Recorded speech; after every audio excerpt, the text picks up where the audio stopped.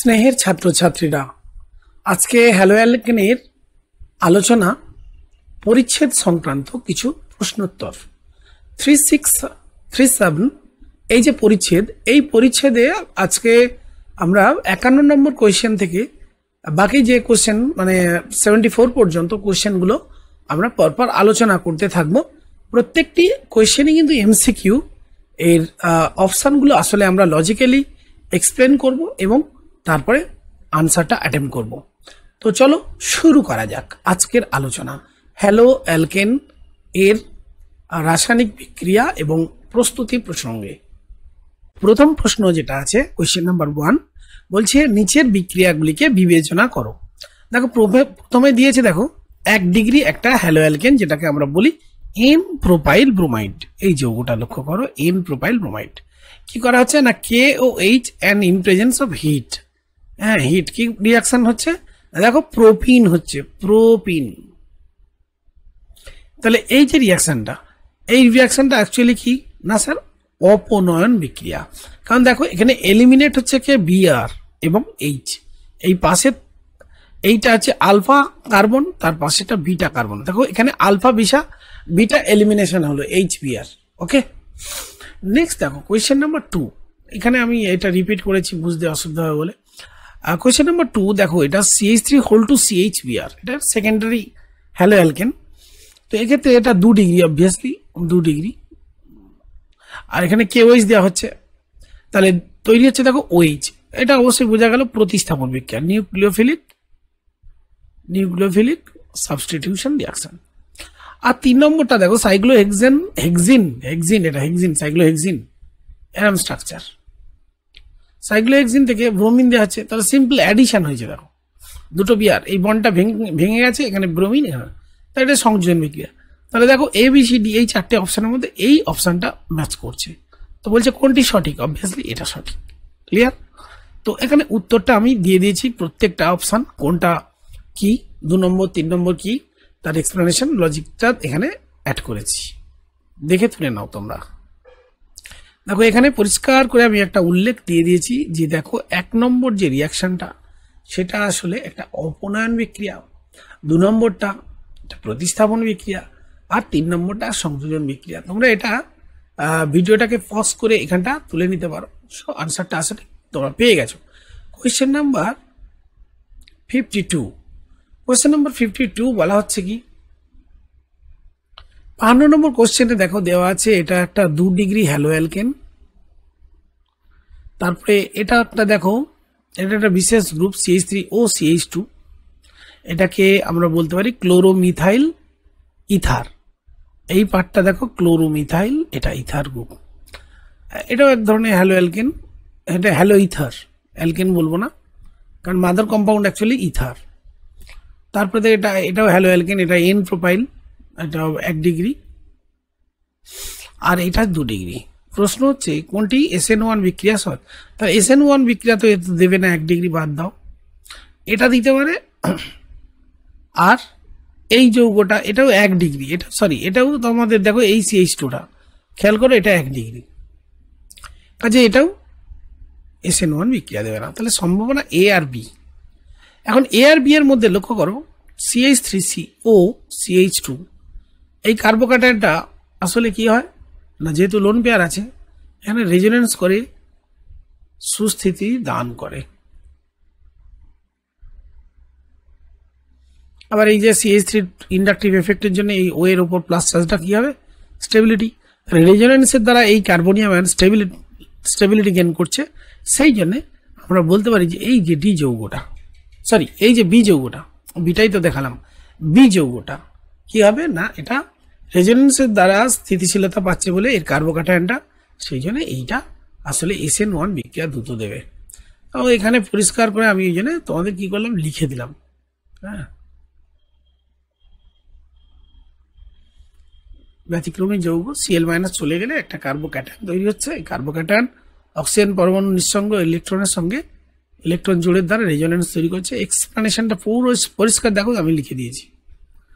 C করছে না কারণ এটা 1 ডিগ্রি, এটা 1 ডিগ্রি কার্বোক্যাটায়ন খুব একটা স্থিতিশীল নয়। আর 2 নম্বরে দেখো আইসোবিউটাইন ক্লোরাইড, এটা 1 ডিগ্রি, এটাও সুস্থিতিশীল নয়। নেক্সট কোশ্চেন নাম্বার 53, SN1 বিক্রিয়ার ক্ষেত্রে কোনটির গতি সবচেয়ে বেশি? তো এক্ষেত্রে SN1 বিক্রিয়ার গতি বলছে কোন ক্ষেত্রে সবচেয়ে বেশি। দেখো প্রথম যৌগটা আমার প্যারা নাইট্রো অ্যাকচুয়ালি বেঞ্জাইল ব্রোমাইড, তাই না? NO2 গ্রুপ আছে ঠিক প্যারা পজিশনে। তো প্যারা পজিশনে NO2 গ্রুপ থাকলে এই বেঞ্জয়েল গ্রুপ যে CH2 প্লাস আয়ন তৈরি করবে না নিউক্লিওফিলিক প্রতিস্থাপন বিক্রিয়া SN1 এ, সেটা কি হবে, NO2 গ্রুপ কি করে অ্যাকচুয়ালি -R প্রভাবের জন্য এই প্লাস চার্জকে ডিস্টেবিলাইজ করবে, অর্থাৎ দুস্থিত করবে। তাহলে কি হবে, এটা একটা অস্থিতিশীল কার্বোক্যাটায়ন, সেই জন্য এই NO2 গ্রুপের প্রভাবের জন্য। আবার দেখো যদি দ্বিতীয় যৌগের কথা আমরা বলি, সেক্ষেত্রে দেখো প্যারা পজিশনে যদি ক্লোরিন রাখা হয়, সেক্ষেত্রেও দেখো CH2 প্লাস যেটা চার্জ তৈরি হচ্ছে, ক্লোরিনের আমরা জানি ইন্ডাকটিভ এফেক্ট অনেকটাই বেশি, তবে হ্যাঁ এর রেজোন্যান্স এফেক্টও আছে। রেজোন্যান্স এফেক্টের জন্য ইলেকট্রন বেঞ্জিন বলয়ের দিকে যায়, কিন্তু ইন্ডাকটিভ এফেক্ট ক্লোরিনের ক্ষেত্রে বেশি হওয়ার জন্য, অর্থাৎ -I +R হওয়ার জন্য মোটের ওপর অ্যাকচুয়ালি এই CH3 প্লাসের যে চার্জটা এটা ডিস্টেবিলাইজড হয়। নেক্সট অপশন দেখো আছে OCH3, এটা তো এটা এই স্ট্রাকচারটা আনলে দেখো এরকম হচ্ছে OCH2, মানে এখানে কার্বোক্যাটায়ন এটা তৈরি হবে, আর OCH3 এর তো আমরা জানি +R প্রভাব আছে, ফলে এ কি করবে, ইলেকট্রন রেজোনেন্সের মাধ্যমে কি করবে, এই CH2 যে প্লাস চার্জটা রেজোনেন্সের মাধ্যমে বিভিন্ন রেজোনেটিং স্ট্রাকচারে কি করবে, ডিস্ট্রিবিউট করবে, ফলে এর স্টেবিলিটিটা বাড়বে, সবচেয়ে মোস্ট স্টেবল হচ্ছে এটা। তাহলে answer C is the right answer, যে এই কার্বোক্যাটায়নটা সুস্থিতি দান করার জন্যই আসলে এই যৌগটা সবচেয়ে দ্রুত হারে বিক্রিয়া করবে। তোমাদের সুবিধার জন্য দেখো আনসারটা আমি প্রত্যেকটা ধরে ধরে লিখিয়ে দিচ্ছি। ওই যে দেখো এখানে A, B, C, D 4টে অপশন লিখে দিয়েছি, কোনটা দুর্বল কোনটা শক্তিশালী এবং তার কারণগুলো। নেক্সট কোশ্চেন দেখো, কোনটি SN2 বিক্রিয়া সবচেয়ে ধীরে, কোনটির ক্ষেত্রে ধীরে ঘটবে?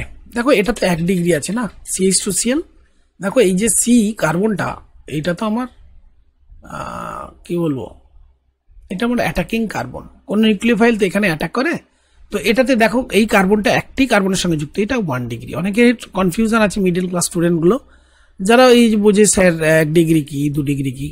দেখো যে কার্বন আমার এক্স এর সঙ্গে যুক্ত, সেই কার্বনকে দেখতে হবে সে হয় একটি অথবা কোনো কার্বনের সঙ্গে যুক্ত নয়।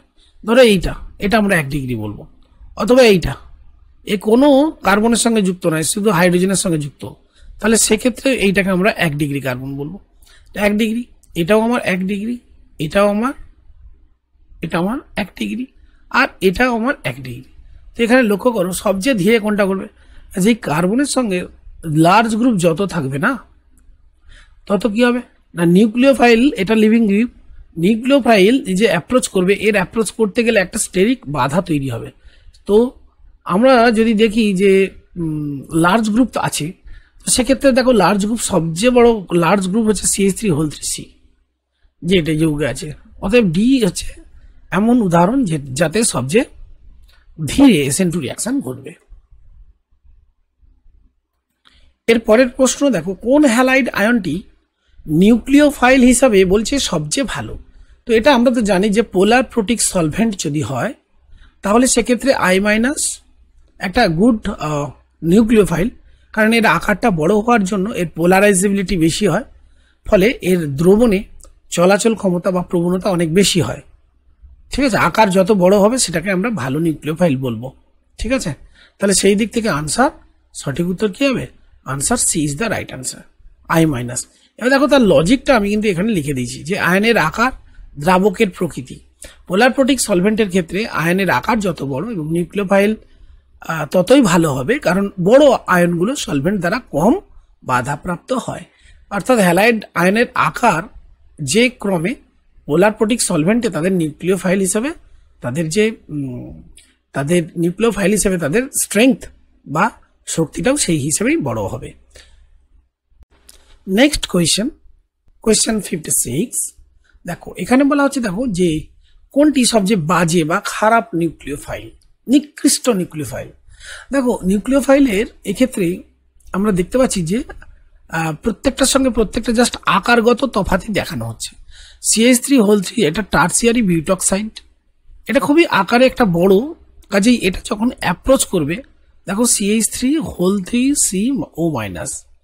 এটা একটা গুড বেস, অর্থাৎ এটা একটা স্ট্রং বেস, কিন্তু স্ট্রং বেস হলেও এটার অ্যাপ্রোচ যখন করবে কোনো আরএক্স এর দিকে অর্থাৎ কোনো হ্যালো অ্যালকেনের দিকে, তখন কি হবে, একটা স্টেরিক্যালি বাধা সৃষ্টি হবে। আর অন্যগুলো দেখো CH3 CH2O এগুলো আকারে যথেষ্ট ছোট, মিথক্সাইড তো আরো ছোট, কাজে এগুলোকে আমরা ভালো নিউক্লিওফাইল বলবো, কিন্তু প্রথমটা এটা একটা খারাপ নিউক্লিওফাইল বা নিকৃষ্ট নিউক্লিওফাইল। তো answer A. Next question 57, aprotic solvent like DMSO DMF এইগুলোর ক্ষেত্রে বলছে হ্যালাইড আয়নগুলির নিউক্লিওফিলিক সক্রিয়তা কম, নিউক্লিওফিলিসিটি বা নিউক্লিওফাইলিক সক্রিয়তা, বাংলায় করলে নিউক্লিওফাইলিক সক্রিয়তা বা নিউক্লিওফিলিসিটি সঠিক ক্রম।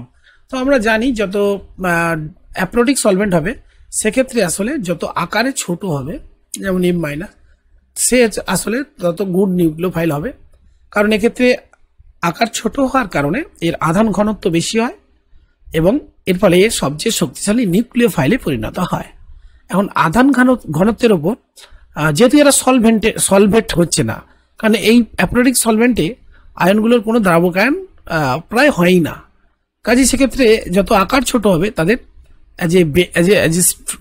নিউক্লিওফাইল তাদের স্ট্রেংথটাও বাড়ে। তাই সঠিক আনসার হবে FCl B is the right answer here. Next question, এখন যেটা বলা হচ্ছে 58, কোশ্চেন নাম্বার 58, এখানে বলা হচ্ছে যে কে কার তুলনায় আসলে ভালো নিউক্লিওফাইল সেটা আমাদেরকে জাজমেন্ট দিতে হবে এবং সেখানে বলতে হবে যে কোনটা আসলে সঠিক নয়। দেখো প্রথমে যেটা দেওয়া আছে H2S H2O অপেক্ষা শক্তিশালী নিউক্লিওফাইল। তো আমরা জানি যে দেখো অক্সিজেন, তার নিচে সালফার, তার নিচে ক্লোরিন ইত্যাদি, সালফারের নিচে সেলেনিয়াম, হ্যাঁ অক্সিজেন সালফার সেলেনিয়াম। তো এদের যত আকার বড় হবে তাতে পোলারাইজেবিলিটি বাড়ে, কাজেই OH2 মানে জল এর তুলনায় H2S এটা অবভিয়াসলি একটা ভালো নিউক্লিওফাইল, বা তার তুলনায় আবার ভালো H2AC, কাজেই প্রথম অপশনটা সঠিক। দেখো এখানে এক্সপ্লেনেশনটা দিয়ে দিয়েছি। নেক্সট, একই নিয়মে নাইট্রোজেনের তুলনায় ফসফরাসের পোলারাইজেবিলিটি বেশি, তাহলে CH3 আর CH3 এর মধ্যে CH3 আসলে নিউক্লিওফাইল, একটা ভালো নিউক্লিওফাইল। এবার যেটা প্রশ্ন হচ্ছে দেখো question number option number C, option number C তে বলা আছে দেখো CH3COO অ্যাসিটেট অ্যানায়ন আর CH3O এটা মিথক্সি অ্যানায়ন। এখানে দেখো প্লাস আই প্রভাবের জন্য ও এর অ্যাকচুয়ালি নিউক্লিওফিলিসিটি বাড়ে। আবার এখানে এই I- রেজোনেন্সের দ্বারা দেখো এখানে কি করতে পারে, একটা ক্যানোনিক্যাল স্ট্রাকচার তৈরি করতে পারে, কাজেই এর ইলেকট্রন ডোনেশন করার যে প্রবণতা কমে যায়। রেজোনেন্সের দ্বারা এই মাইনাস চার্জটা স্টেবিলিটি পেয়ে গেছে, কাজে এটা ভালো নিউক্লিওফাইল নয়, বরং এটা ভালো নিউক্লিওফাইল। কিন্তু এখানে দেখো স্টেটমেন্টটা উল্টো বলা হচ্ছে, CH3C- CH3O অপেক্ষা মানে মিথক্সাইড অপেক্ষা অধিক শক্তিশালী নিউক্লিওফাইল, কাজে এই স্টেটমেন্টটা ভুল। OH আর H2O দেখো যে কোনো ধরো OH- এটা তো একটা বেশ, তো এর কনজুগেট অ্যাসিড কি হবে না H2O। তো আমরা প্রথমেই পড়েছিলাম যে কোনো একটা বেস তার কনজুগেট অ্যাসিড অপেক্ষা শক্তিশালী নিউক্লিওফাইল হয়, অর্থাৎ নিউক্লিওফিলিসিটি যদি অর্ডার করা হয় তাহলে OH- গ্রেটার দ্যান H2, তাহলে অবভিয়াসলি এটা একটা সঠিক স্টেটমেন্ট, কাজে এটাও নয়। সো সঠিক নয় এই সি, এটা C is the right option. এখানে আনসারটা আমি লিখেও দিয়েছি, তুমি প্লিজ তোমরা যারা দেখছো এটা কি করবে, পজ করে একটু তুলে নাও। নেক্সট কোয়েশ্চেন বলছে দেখো কোন বিবৃতিটা সঠিক না। প্রথম বলছে একটি কণা ঋণাত্মক চার্জযুক্ত, এটা একটি এডিটোরিয়াল মিস্টেক, একটি ঋণাত্মক চার্জযুক্ত নিউক্লিওফাইল তার কনজুগেট বেস অপেক্ষা শক্তিশালী নিউক্লিওফাইল। অবভিয়াসলি তাই, ধরো OH- এটা একটা চার্জযুক্ত নিউক্লিওফাইল, তার কনজুগেট বেস মানে বেস কি চার্জযুক্ত নিউক্লিওফাইল, তার কনজুগেট বেস একটা অ্যাসিড তাহলে আগে ভাবতে হবে, ধরো H2O। তো নেক্সট কোশ্চেন 59, একটি ঋণাত্মক চার্জ যুক্ত নিউক্লিওফাইল তার কনজুগেট বেস অপেক্ষা শক্তিশালী নিউক্লিওফাইলের, এডিটোরিয়াল মিস্টেক, এটা শক্তিশালী নিউক্লিওফাইল। তো দেখো আমরা জানি যে ঋণাত্মক চার্জযুক্ত যদি নিউক্লিওফাইল হয়, ধরো OH-, তার কনজুগেট অ্যাসিড হচ্ছে H2O, নট বেস। H2O হচ্ছে তার কনজুগেট অ্যাসিড, এবং H2O অপেক্ষা OH- অবশ্যই শক্তিশালী নিউক্লিওফাইল। কাজে এটা কনজুগেট বেস হবে না, এটা কনজুগেট অ্যাসিড হবে। এডিটোরিয়াল মিস্টেক হতে পারে, অথবা স্টেটমেন্টটাই ভুল, এটা সঠিক সিদ্ধান্ত নয়। নেক্সট, যেসব নিউক্লিওফাইলের নিউক্লিওফাইলিক পরমাণুটি একই, তাদের ক্ষেত্রে বলছে ক্ষারকীয়তা বা ক্ষারীয়তা বৃদ্ধি পেলে নিউক্লিওফিলিসিটিও বৃদ্ধি পায়। এটা একদম সঠিক যুক্তি। যেমন দেখো একটা উদাহরণ দিয়েছি এই বি এর অপশানের সাপোর্টিং এ, দেখো CH3O- একটা মিথক্সাইড অ্যানায়ন, এটা অনেক বেশি ক্ষারীয় কিন্তু OH- এর থেকে, এবং সাধারণ ভাবে এই OCH3 হচ্ছে বেশি শক্তিশালী নিউক্লিওফাইল। কাজে এই যে স্টেটমেন্ট, বি স্টেটমেন্ট, এটাও কিন্তু সঠিক। নেক্সট স্টেটমেন্ট সি, যেসব নিউক্লিওফাইলের আক্রমণকারী পরমাণুটি ভিন্ন, তাদের ক্ষেত্রে ক্ষারকীয়তাও যদি আলাদা হয়, তাহলে নিউক্লিওফাইল হিসাবে তাদের ক্ষমতা বৃদ্ধি পায় না। তো দেখো এটাও কিন্তু একটা সঠিক বিবৃতি, এবং এর সাপোর্টিং আমরা বলতে পারি, দেখো সিম্পলি H2O আর H2S, এদের যদি বেসিসিটি বা ক্ষারকীয়তা তুলনা করি, অবভিয়াসলি ও যেহেতু আকারে ছোট, এর ইলেকট্রন ডোনেট করার ক্যাপাসিটি অনেক বেশি, টেন্ডেন্সির বেশি। কাজে বেসিসিটি অর্ডার হচ্ছে দেখো H2O গ্রেটার দেন H2S। কিন্তু আমরা জানি যেহেতু S অনেক বড় আকারে, এর পোলারাইজেবিলিটি বেশি, H2S এর অ্যাকচুয়ালি নিউক্লিওফিলিসিটি বেশি কম্পেয়ার টু H2O। কাজে এই যে বেসিসিটি বাড়লে নিউক্লিওফিলিসিটি বাড়বে, এটা নাও হতে পারে, এটা সঠিক স্টেটমেন্ট। নেক্সট যে স্টেটমেন্টটা দেওয়া ছিল, দেখো বলছে যে স্টেরিক হিন্ড্রেন্স নিউক্লিওফাইল হিসেবে কোনো আয়নের ক্ষমতা হ্রাস করতে পারে না। এটা এই যে স্টেরিক হিন্ড্রেন্সের কথাটা বলা হচ্ছে, এটা অবশ্যই পারে। স্টেরিক হিন্ড্রেন্স যত বেশি হবে, একটা নিউক্লিওফাইল তত দুর্বল হয়ে পড়বে। আমরা উদাহরণ দিয়ে ব্যাপারটা একটু বুঝে নিই। দেখো আমি যদি বলি CH3O- আর CH3(3CO-), তাহলে দেখো আরএক্স এর সঙ্গে যখন রিয়াক্ট করে না, তখন দেখো এর অ্যাকচুয়ালি কি গ্রুপটা ছোট হওয়ার জন্য স্টেরিক হিন্ড্রেন্স কম, কাজেই একটি ভালো নিউক্লিওফাইল। কিন্তু এইটি দেখো এর কিন্তু বেসিসিটি অনেক বেশি, কারণ CH3(3C) মানে তিনখানা গ্রুপের আমরা কি পাচ্ছি, প্লাস আই প্রভাব। তাহলে কি হবে, ওর ইলেকট্রন ডোনেটিং ক্যাপাসিটি অনেক বেশি, বাট যখনই এটা আরএক্স এর কাছে অ্যাপ্রোচ করবে না, এর একটা স্ট্রং স্টেরিক হিন্ড্রেন্সের কারণে এটি কিন্তু রিয়াকশনটা উইকলি করে, তাই এটাকে আমরা বলবো দুর্বল নিউক্লিওফাইল। তাহলে কি দাঁড়ালো, স্টেরিক হিন্ড্রেন্স কিন্তু আয়নের কি কমাচ্ছে, অ্যাকচুয়ালি এই যে বলেছে না নিউক্লিওফাইল হিসেবে কোনো আয়নের ক্ষমতা হ্রাস করতে পারে না, তাহলে আমরা দেখছি কি আয়নের ক্ষমতা হ্রাস করে, অতএব এটি ভুল বিবৃতি। কাজে এই যৌগে অ্যাকচুয়ালি এডিটোরিয়াল আমরা যদি ভাবি, তাহলে এ ভুল, যেহেতু কনজুগেট বেস লিখেছে, এটা অ্যাসিড লেখা উচিত, আর ডিটা তো ভুল আছেই, আমরা সেটা দেখিয়ে দিলাম। তোমাদের যদি প্রবলেম হয়, তোমরা কি করবে, আনসারটা সাপোর্টিং আমি যুক্তি লিখে দিয়েছি, ABC, বক্তব্যটা একদম যুক্তি সহকারে লিখে দিয়েছি, তোমরা এটা তুলে নিতে পারো, ডিটাও লিখে দিয়েছি। ওকে, তাহলে তোমরা একটা কমপ্লিট নোট পাচ্ছ, জাস্ট বোঝার চেষ্টা করে বুঝে নাও, তারপর নোটটা তুলে নেবে।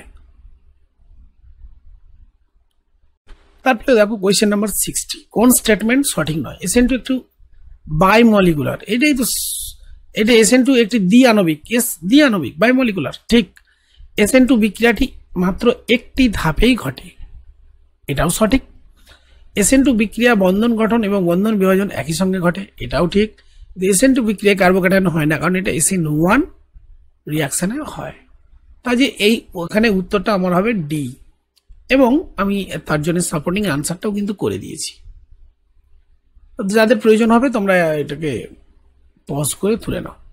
নেক্সট কোশ্চেন নাম্বার 61, নিচের কোন ব্রোমাইড যৌগটি SN1 বিক্রিয়ায় সর্বাধিক সক্রিয়? তো লক্ষ্য করো প্রথমটাই কিন্তু একটা আমরা দেখতে পাচ্ছি এটা কি, এই যে কার্বনটা অ্যাটাকিং কার্বন, এটা নিউক্লিওফাইল এখানে অ্যাটাক করবে, তো যেহেতু এর সাথে বিয়ার অ্যাটাচ আছে, এটা অবভিয়াসলি একটা কি 1 ডিগ্রি 2 ডিগ্রি একটা, এটা অ্যালকিনাইল গ্রুপ। আর এটা তোমার হচ্ছে দেখো এটাও 2 ডিগ্রি, এটা 1 ডিগ্রি, আর এইটা হচ্ছে তোমার 1 ডিগ্রি। এখানেও দেখো অ্যালকিন একটা গ্রুপ আছে, তাই না?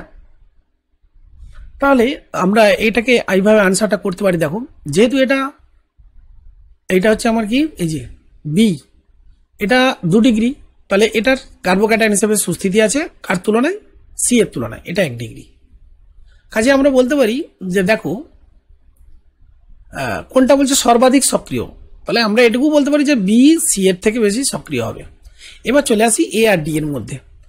এরা দুজনেই দেখো allyl group, CH2 double bond CH, এখানে হচ্ছে আমার CH3, CH2 double bond CH না, তারপরে একটা CH আছে, সরি CH, তারপরে হচ্ছে দেখো CH3, তাহলে এটা কার্বোক্যাটায়ন হবে। এবং এটা দেখো প্লাস আই প্রভাবের দ্বারা যেমন স্টেবিলিটি পাচ্ছে, আবার এখানে রেজোনেন্স হচ্ছে, রেজোনেন্সের মাধ্যমে দেখো CH2 plus single bond CH double bond CH CH3, তাহলে CH2 মাথায় প্লাস হচ্ছে, তাহলে এটা দেখো রেজোনেন্সের দ্বারা স্টেবিলিটি পাচ্ছে। এবং তার সঙ্গে অ্যাজ ওয়েল অ্যাজ এর হাইপার কনজুগেশন স্ট্রাকচারটাও দেখো কতগুলো, এর হাইপার কনজুগেশন স্ট্রাকচারটাও অনেকগুলো বেশি হবে CH3 থাকার জন্য।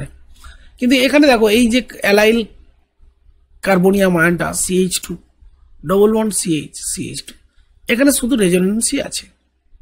কাজে আমরা বলতে পারি এ থেকে যে কার্বোক্যাটায়নটা তৈরি হবে স্টেবিলিটি বেশি, কাজে এটা হবে সর্বাধিক সক্রিয় যৌগ। এবং সাপোর্টিং আনসারটাও কিন্তু আমি দেখো এখানে লিখে দিয়েছি, এ রেজোনেন্সের মাধ্যমে স্থিতিশীলতা পাচ্ছে, এবং এটাই সর্বাধিক স্থিতিশীল।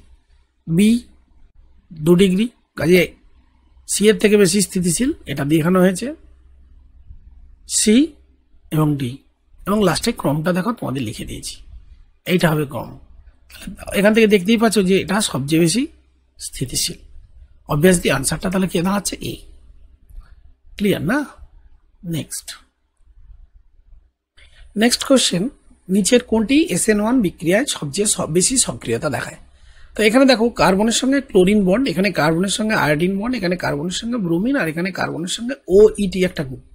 তো আমরা জানি সবচেয়ে উইক বন্ড হচ্ছে CI, কারণ I এর আকার অনেক বড় হওয়ার জন্য আসলে এটা অনেক বেশি কি হয়, সহজে আয়নিত হয়। কাজেই কার্বনিয়াম আয়ন সুস্থিত তৈরি করার দ্রুত এবং ইজি ওয়ে হচ্ছে সি থেকে হবে। এই যে লিভিং গ্রুপের ক্ষমতা দেখো, যত ভালো লিভিং গ্রুপ হবে তত দ্রুত কার্বনিয়াম আয়ন তৈরি হবে। ভালো লিভিং গ্রুপ মানে যে আয়নটি চলে যাওয়ার পর স্থিতিশীল থাকবে। কাজে এই যৌগগুলোর মধ্যে আমরা দেখতে পাচ্ছি সি হচ্ছে সবচেয়ে ভালো SN1 বিক্রিয়ার সক্রিয়তা দেখাচ্ছে। এবং সাপোর্টিং আনসারটাও আমি কিন্তু তোমাদের দেখো লিখে দিয়েছি।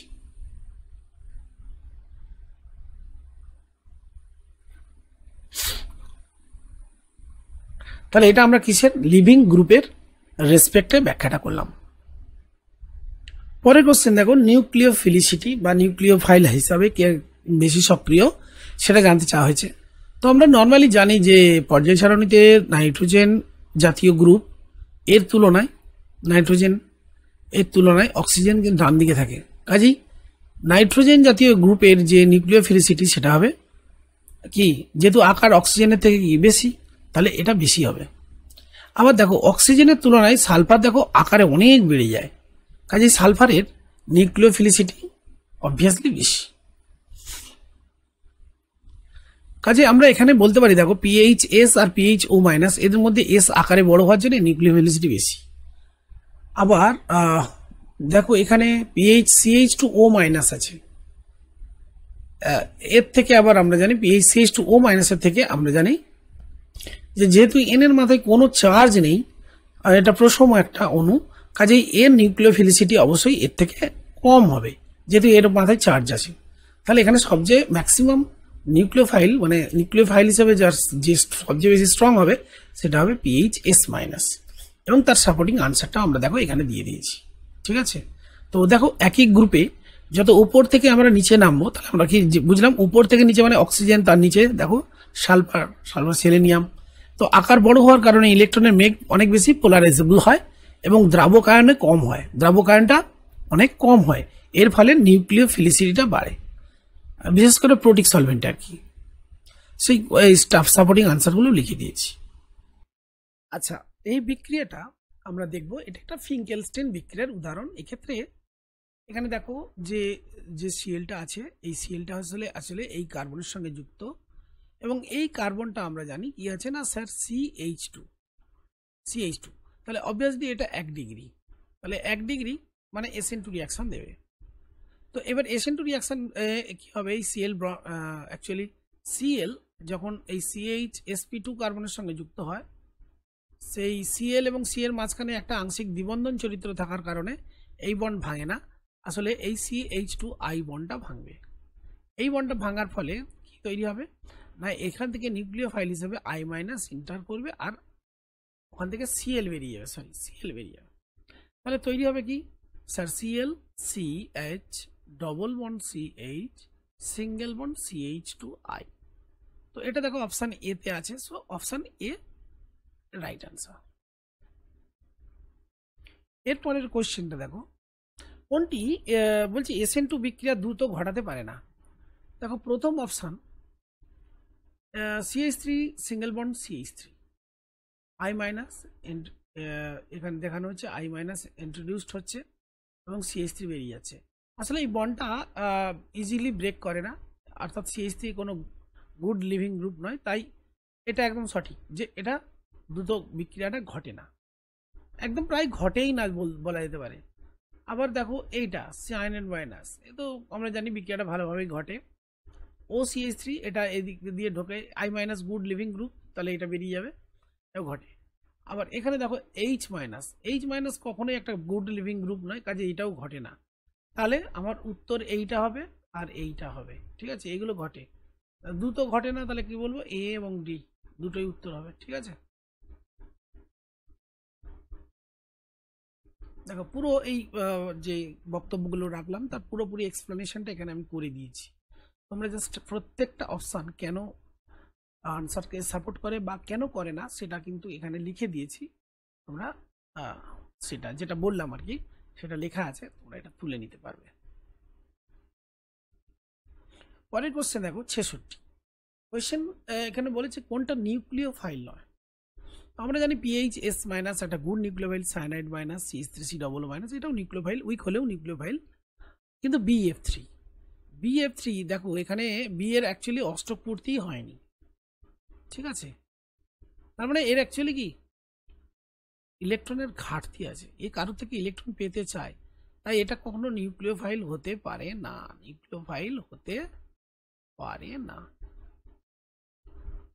এটা অ্যাকচুয়ালি একটা লিউইস অ্যাসিড কখনো নিউক্লিওফাইল হয় না, কাজে এটা নিউক্লিওফাইল নয়।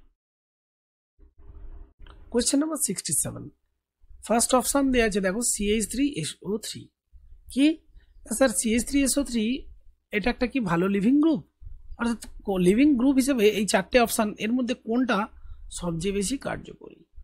এটা হচ্ছে CH3SO3। দেখো কার্যকরী নিউক্লিওফাইল সেই হবে যে উইক বেস হবে।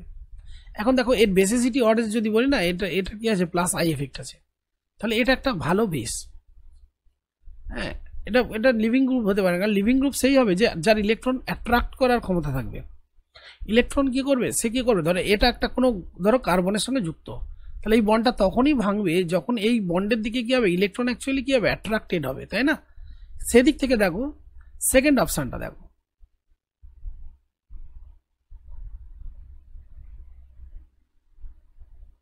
তিনখানা ফ্লুরিন থাকার জন্য এর ইলেকট্রোনেগেটিভিটি আছে, তীব্র ইলেকট্রোনেগেটিভিটির কারণে এই বন্ডটা ভেঙে গিয়ে কি করবে, সহজে O মাইনাস হবে। So this is the strong কি নিউক্লিওফাইল। অ্যাকচুয়ালি ভুল বললাম, গুড লিভিং গ্রুপ, এটা স্ট্রং লিভিং গ্রুপ বলতে পারি। তারপরে দেখো C6H5SO3- বেঞ্জাইল গ্রুপ যুক্ত আছে। এটা কি হবে দেখো তো, O-। তাহলে এই যখন কারোর সঙ্গে যুক্ত থাকবে না, ধরো কোনো একটা কার্বন তার সঙ্গে যুক্ত আছে, কার্বন জাতীয় যৌগের সঙ্গে যুক্ত আছে, তো তখন এই বন্ডটা কি হবে, তখন তখনই ভাঙতে চাইবে যখন ইলেকট্রন এদিকে কেউ টানে। অ্যাকচুয়ালি এই ফিনাইল গ্রুপ কি করে, এখানে রেজোনেন্স করবে, রেজোনেন্সের মাধ্যমে ইলেকট্রন অ্যাকচুয়ালি এদিকে কি করে, ডোনেট করে, কাজে এটাও ভালো না। আবার আর একটা গ্রুপ আছে দেখো, প্যারা পজিশনে CH3 দেওয়া আছে,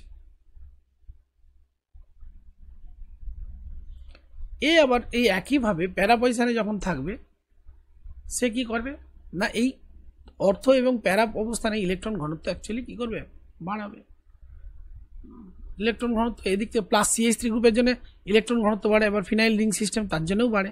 তাহলে অ্যাকচুয়ালি ইলেকট্রন ঘনত্ব কি করছে, এদিকে পুশ করছে, এদিকে পুশ আপ করছে। অ্যাকচুয়ালি ওদিকে যদি টানতো তাহলে এটা ভালো লিভিং গ্রুপ হতো, তাই না? কাজে এই অপশানগুলো কোনোটাই হবে না, সেকেন্ড অপশান ছাড়া। এবং সেটাই এখানে আমি কিন্তু আনসারটা করে দিয়েছি, লিখে দিয়েছি। Next question number 68 here. তো এরপরে দেখো যে কোশ্চেনটা দেওয়া হচ্ছে যে কোন স্টেটমেন্টটা ভুল। দেখো বলেছে কাইরাল সাবস্ট্রেটের ক্ষেত্রে ধরো না এটা একটা কার্বন, এর সাথে আমরা 4টে ডিফারেন্ট গ্রুপ আছে A, B, C, আর তার সাথে X একটা হ্যালোজেন আছে। তো এক্ষেত্রে যখন SN2 রিয়াকশন হবে আমরা জানি, যখন নিউক্লিওফাইল ব্যাক সাইড অ্যাটাক করে তখন সেক্ষেত্রে একটা ইনভার্সন অফ কনফিগারেশন ঘটে, অবভিয়াসলি এটা রাইট। তারপর যে কাইরাল সাবস্ট্রেটের ক্ষেত্রে SN1 বিক্রিয়ায় রিটেনশন অফ কনফিগারেশন ঘটে, নো, এটা অ্যাকচুয়ালি ভুল। কারণ রিটেনশন SN1 বিক্রিয়ায় যে কার্বনিয়াম আয়ন তৈরি হয় না, এটা তো প্ল্যানার, কাজে নিউক্লিওফাইল যে কোনো দিক থেকে অ্যাটাক হতে পারে, এদিক থেকেও হতে পারে আবার এদিক থেকেও হতে পারে। তার মানে কি both of this attack actually favourable. সেই জন্য আমরা বলতে পারি এক্ষেত্রে retention as well as inversion of configuration ঘটবে, কাজে এই স্টেটমেন্টটা ভুল। নেক্সট দেখো পরের স্টেটমেন্ট, অপ্রতিসম কার্বনের সঙ্গে যুক্ত কোনো বন্ধন যদি না ভাঙে, সরি এখানে একটু এডিটোরিয়াল মিস্টেক, যদি না ভাঙে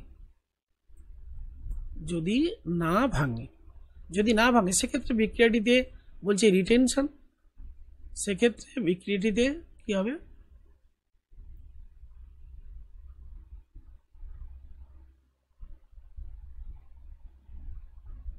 সেক্ষেত্রে বিক্রিয়াটিতে বলছে যদি না ভাঙে বিক্রিয়াটিতে রিটেনশন অফ কনফিগারেশন ঘটে না। যদি ভাঙে তাহলে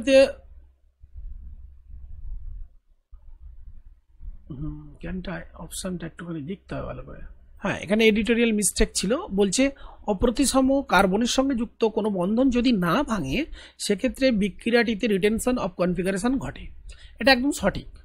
দেখো যদি C3টে গ্রুপ আমার সঙ্গে যুক্ত থাকে, X থাকে, এই বন্ডগুলোর যদি কোনোটাও না ঘটে তাহলে অবভিয়াসলি কি হবে, এই লিভিং গ্রুপ যেদিক দিয়ে বেরোচ্ছে ইনকামিং গ্রুপ সেদিকে আসবে, অবভিয়াসলি রিটেনশন অফ কনফিগারেশন ঘটে। কাইরাল সাবস্ট্রেটের ক্ষেত্রে SN1 বিক্রিয়ায় ইনভার্সন অফ কনফিগারেশন এবং রিটেনশন দুটোই ঘটে, হ্যাঁ এটা ঠিক। কাজেই অপশন বি এটা সঠিক সিদ্ধান্ত নয়, সেটা ডি স্টেটমেন্ট বলে দিচ্ছে এবং সেটা আমরা দেখো এক্সপ্লেনেশন করে দিয়েছি এই জায়গায়, ঠিক আছে, তোমরা একটু দেখে নেবে। প্রাধান্যের ক্রম, পরের কোশ্চেন দেখো এখানে লিখছে অপ্রতিসম কার্বনের সঙ্গে যুক্ত মানে অ্যাসিমেট্রিক যে সি, এর সাথে যে আমরা যে A, B, C গ্রুপ এগুলো যুক্ত করি বা ডি, তাদের প্রাধান্যের ক্রম আমরা জানি A > B। তো সেক্ষেত্রে আমরা বলবো এটা ঠিক, কারণ আই এর দেখো অ্যাটমিক নাম্বার সবচেয়ে বেশি। তারপরে OH আর NO2 মধ্যে অবভিয়াসলি ও এর প্রায়োরিটি আমরা জানো বেশি, ও এর হচ্ছে দেখো 8 আর এর 7, এখন দুজনেই এক্ষেত্রে N, তাহলে আর আবার কার্বন দিয়ে তৈরি হয়, কার্বনের থেকে অক্সিজেনের প্রায়োরিটি বেশি, তাহলে NO2 প্রায়োরিটি বেশি হবে NR2 থেকে। So C is the right option here. আচ্ছা দেখো প্রথম যৌগে আমরা দেখতে পাচ্ছি যে দুটি কার্বনের পরেই কিন্তু সিএলটা অ্যাটাচড আছে। দ্বিতীয় যৌগে আমরা দেখতে পাচ্ছি যে দুটি কার্বনের পরে যে তৃতীয় কার্বন, 3 নম্বর কার্বন, তার সঙ্গে সিএল অ্যাটাচ। চতুর্থ কার্বনে দেখতে পাচ্ছি যে CH2 তিনটি কার্বনের পরে চতুর্থ কার্বনে একটা বিআর গ্রুপ যুক্ত হচ্ছে। আর একইভাবে পরেরটাতেও দেখতে পাচ্ছি যে দেখো চতুর্থ কার্বনের সঙ্গে ডিরেক্টলি আছে CH2Br, এখানে CH3। তাহলে দেখো আমরা দুটি কার্বনের পরেই কিন্তু Cl পেয়ে যাচ্ছি। সরি, এটা ছাপার ভুল আছে, এটা 4টে কার্বন পরে হবে, এটা এডিটোরিয়াল মিস্টেক আছে, এটাকে আমরা এডিট করে দেব, এটাকে এডিট করে দিচ্ছি। হ্যাঁ, তাহলে এখানে দেখতে পাচ্ছি কি যে স্যার 4টে কার্বন পরে Cl, আর দ্বিতীয়টাতে দেখো মাত্র 3টির পরেই 3 নম্বর কার্বনের পরেই অ্যাটাচ রয়েছে Cl। তাহলে প্রাধান্য আমরা কাকে দেবো, মানে যেখানে আমরা আগে Cl কে পাবো না সেখানে প্রায়োরিটিটা Cl 3 নম্বরে প্রায়োরিটি দিচ্ছে, তাহলে obviously B is the prioritized group. আর এক্ষেত্রে দেখো 1 2 3 4 নম্বরে গিয়ে আমরা পাচ্ছি, আর এখানে 3 নম্বরে পাচ্ছি। আর এখানে একটু লেখার ভুল ছিল, এটা হবে CH2 এখানেও দেখো 1 2 3 1 2 3 4 নম্বরে গিয়ে পাচ্ছি। পরিষ্কার করে যদি আমরা দিই,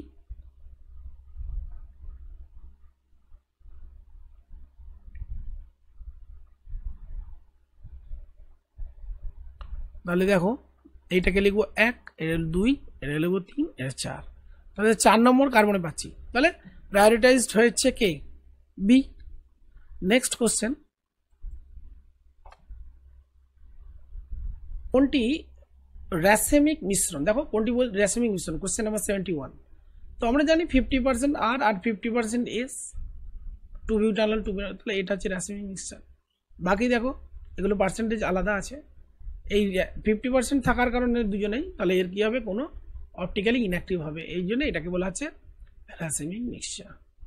এখানে যুক্তিটা আমি দেখো লিখে দিয়েছি যে রাসায়নিক মিশ্রণ হলো দুটি এনানসিওমারের ইকুইমলিকুলার মিক্সচার, সম আণবিক মিশ্রণ। এনানসিওমার পরস্পরের দর্পণ প্রতিবিম্ব যা অধ্যারোপণযোগ্য, একে অপরের ওপর অধ্যারোপণযোগ্য।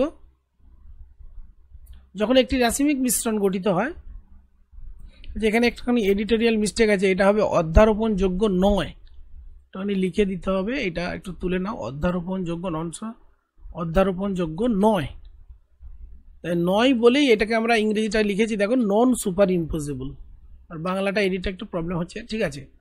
নন সুপার ইম্পোজেবল মানে এটা অধিরোপণযোগ্য নয়। তো যখন এরকম একটি রাসায়নিক মিশ্রণ তৈরি হচ্ছে, সেখানে RS এর পরিমাণটা কি হচ্ছে 50%, তো এই মিশ্রণটি অপটিক্যালি ইনঅ্যাক্টিভ, ঠিক আছে। একজনের অপটিক্যাল রোটেশনটা অন্যজন ক্যান্সেল করে, সেই কারণে এটা অপটিক্যালি ইনঅ্যাক্টিভ।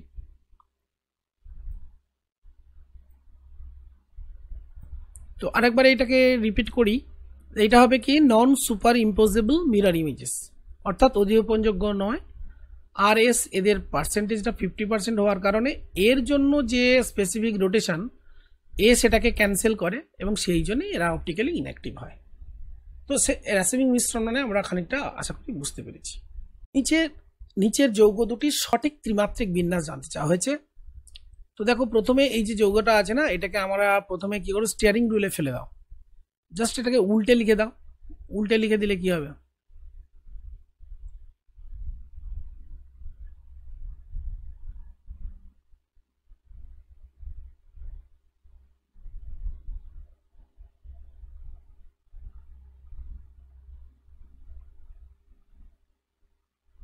এটা উল্টে লিখে দিলে এটা আসছে না।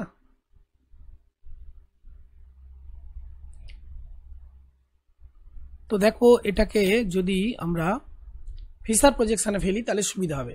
এইচ আর ওএইচটা তোমার সামনের দিকে ধরো এবং CH আর CH3টা পিছন দিকে করে নাও। তাহলে দেখো ফিসার প্রজেকশনে ফেললে এইচ হবে লেফটে, এই যে এই এইচটা আসছে এই লেফটে, আর ওএইচটা আমার আসছে রাইটে, আর CHটা দেখো পিছন দিকে, নিচের দিকে CH3। এবার আমরা যদি এটাকে এইচ, যেহেতু মনে রাখো এই ডি গ্রুপটা, এটা তো আমার ডি গ্রুপ, আর এ গ্রুপ হচ্ছে OH, বি গ্রুপ হচ্ছে CH, কারণ প্রাধান্যের ক্রম আমরা জানি OH greater than COOH greater than CH3 greater than H। তাহলে এই যদি প্রাধান্যের ক্রম হয়, তাহলে লক্ষ্য করো এখানে আমরা কি করছি না, 1 নম্বর হয়ে 2 নম্বর হয়ে 3 অ্যান্টি ক্লক। এবার যেহেতু এটা হরাইজন্টাল পজিশনে আছে ডিটা, তাহলে এটা হবে R, তার মানে এটা হবে 1R। একইভাবে আমরা যদি এটাকে আঁকি, দেখো ফিসার করে নাও, তাহলে কি হবে, ডান দিকে হবে CH3, এটা হবে H, উপরে হবে ইটি গ্রুপ আর নিচে হবে বিআর। তাহলে এইটা হলো তোমার এ, এইটা হলো বি, এটা হলো সি। তাহলে এটা কি ঘটছে? ক্লকওয়াইজ। এবার যেহেতু এইচ ভার্টিক্যাল পজিশনে মানে 4 নম্বর গ্রুপটা বা ডি গ্রুপ, তাহলে এটা হবে 2 নম্বর এস, মানে 2s। 2 নম্বরটা আমার অ্যাকচুয়ালি হচ্ছে এস, তার মানে হবে কি 1 আর 2s। এই হচ্ছে রাইট অপশনটা। দেখো এখানে এক্সপ্লেনেশন করে দিয়েছি, 1 আর 2s। ঠিক আছে, নেক্সট আসছে কোশ্চেন নাম্বার 73। কোশ্চেন নাম্বার 73-তে দেখো কি বলা হচ্ছে। তো এখানে অপশানগুলো দেখো, নিচের বিবৃতির মধ্যে কোনটা ঠিক না। প্রথম বলছে SN2 বিক্রিয়ায় আর সাবস্ট্রেট, মানে একটা কাইরাল কার্বন যদি হয়, মানে এক কাইরাল মলিকুল যদি হয়, বলছে আর সাবস্ট্রেট সর্বদা এস বিক্রিয়াত পদার্থে রূপান্তরিত হয়। তো আমরা জানি কি না, আর যদি একটা কনফিগারেশন হয় কোনো একটা মলিকুলের যদি কনফিগারেশন হয়, তাহলে কি হয়, সেটা ইনভার্সন অফ কনফিগারেশন। বলছে ইনভার্সন অফ কনফিগারেশন হলে সেটা এস বিক্রিয়াত পদার্থে রূপান্তরিত হয়। এটা আমরা পড়েছি ইনভার্সন অফ কনফিগারেশন হলে। কিন্তু লক্ষ্য করো, যদি এরকম হয় যে নিউক্লিওফাইল, কিছু কিছু ক্ষেত্রে নিউক্লিওফাইলের তো এখানে অর্ডার পড়ে না 1 2 3 4। মনে করো ইনকামিং যে এইটা তো লিভিং গ্রুপ, সরি এটা লিভিং গ্রুপ। এবার মনে করো নিউক্লিওফাইল যেটা ঢুকছে তার অর্ডার আর এই লিভিং গ্রুপের অর্ডার যদি এক না হয়, তাহলে সেক্ষেত্রে আর মলিকুল থেকে আরও হতে পারে। মানে ব্যাক সাইড অ্যাটাক হলো সবই ঠিক আছে। ধরো আমি একটা উদাহরণ দিচ্ছি, এটা 1 2 3, এখানে এইটা ছিল 4, মানে লিভিং গ্রুপটার অর্ডার ছিল 4।